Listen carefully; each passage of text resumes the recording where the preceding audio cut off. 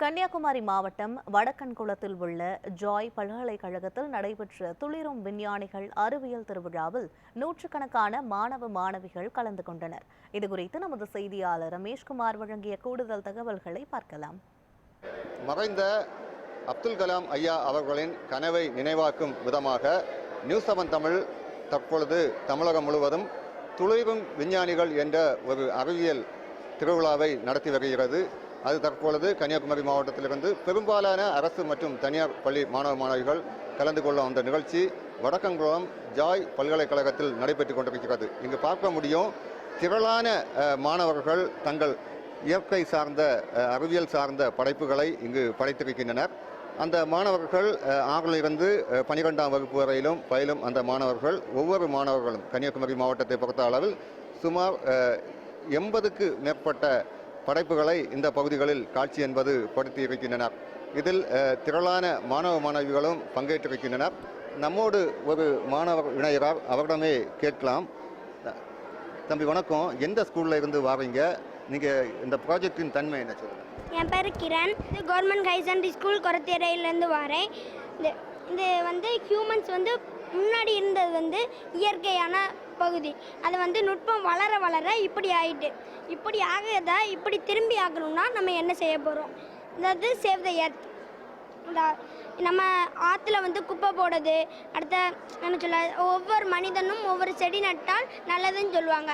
அதே மாதிரி ஒவ்வொரு மனிதனும் ஒரு செடி நட்டால் இந்த மாதிரி உலகத்தை கொண்டு வரலாம். அடுத்த வேஸ்டேஜை தடுக்குது, இந்த குப்பை எடுத்து நம்ம ரோட்டில் போடாமல் குப்பை எடுத்து டஸ்ட்பினில் போடுவது, அந்த மாதிரி வேலைகளை செஞ்சால் இப்படி இருக்க ஃபேக்ட்ரி பில்டிங், இந்த வேஸ்ட் வாட்டர் அப்படி இருக்கதா மவுண்டன் வாட்டர், இந்த அனிமல்ஸ் எல்லாம் வளர்த்து நல்ல இதுக்கு கொண்டு வரலாம். தற்பொழுது இந்த அறிவியல் திருவிழாவை அந்த படைப்புகளை நடுவர குழு தற்பொழுது அவர்கள் பார்வையிட்டு வருகின்றனர். ஒவ்வொரு படைப்புக்கும் அவர்கள் மதிப்பெண் என்பது போட்டு வருகின்றனர். நம்மோடு அவர்கள் இணைகிறாங்க. சார் வணக்கம். மாணவிகளின் அந்த படைப்பாற்றல் எப்படி இருக்குது?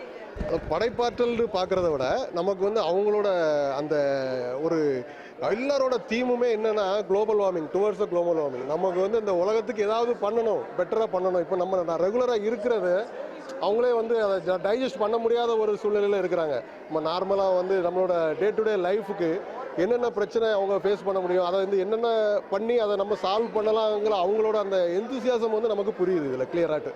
சார் வணக்கம். இந்த நிகழ்ச்சிகளை பார்க்கும்போது நீங்கள் எப்படி ஃபீல் பண்ணுறீங்க? சார் இது ஒரு நல்ல ஆப்பர்ச்சுனிட்டியாக பார்க்குறேன் சார். பசங்க படித்தாங்க, எக்ஸாம் எழுதினாங்கன்றதோட இல்லாமல் அது அவங்க இம்ப்ளிமெண்ட் பண்ணாங்கன்றதில். இப்போ நீங்கள் பார்த்தீங்கன்னா இங்கே இருக்க பசங்களில் பார்த்தோன்னா நமக்கு தெரியாத ஒரு விஷயங்களே பசங்க சொல்லியிருக்காங்க.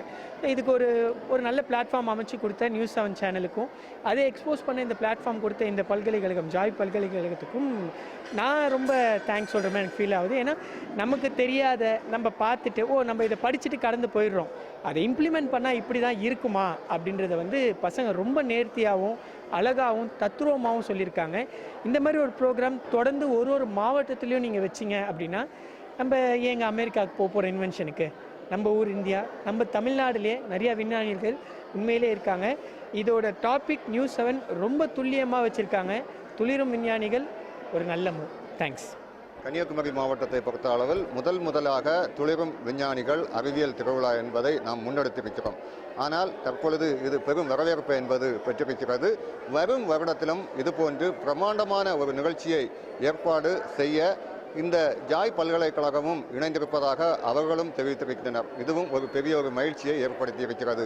நியூஸ் 7 தமிழுக்காக கன்னியாகுமரி மாவட்டத்திலிருந்து ரமேஷ்குமார்.